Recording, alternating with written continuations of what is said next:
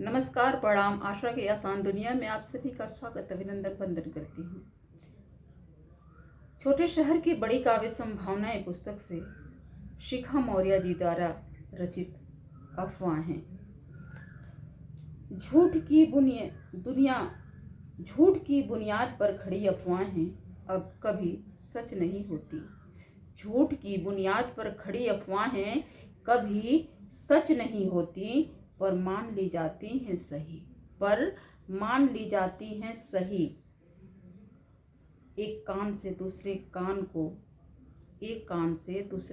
को नायिका के खून के संक्रमण से दूर इस भीड़ तंत्र की पलकें भी चिपक जाती हैं। उस वक्त शायद देखने से बचना चाहती हैं।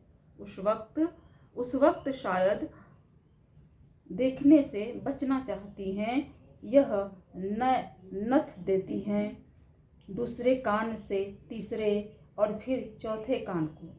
इस तरह बंध कर तैयार होता है आदमखोरों का झुंड।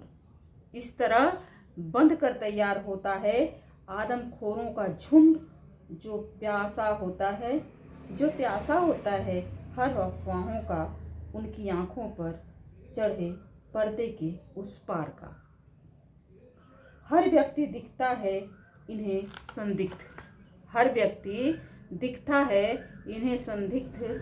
जाति धर्म के वे क्रूर विभत्स दृश्य चारों तरफ से आती मारो मारो की आवाज बन दौड़ा कर अंजाम देता है वह अपने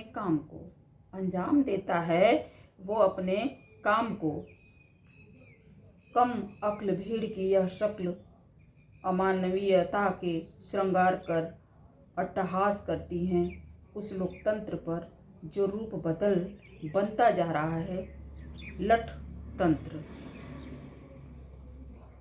प्रायः लठ तंत्र की लाठियां अचानक नहीं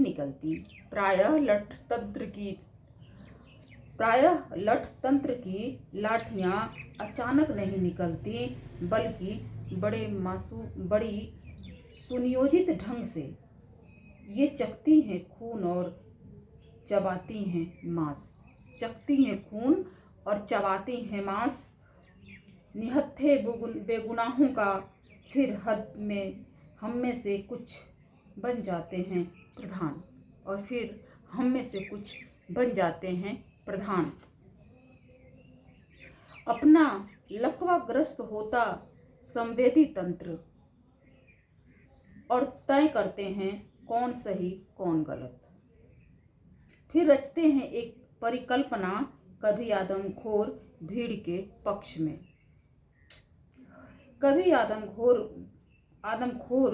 पक्ष में, तो कभी भीड़ का शिकार हुए आदमी के पक्ष में। इस पूरे घटनाक्रम में सबसे ज्यादा बेआबरू होता है आंखों पर पट्टी बांधकर भी सभी को सही न्याय देने वाला कानून और देश का संविधान। कितनी खूबसूरत रचना है।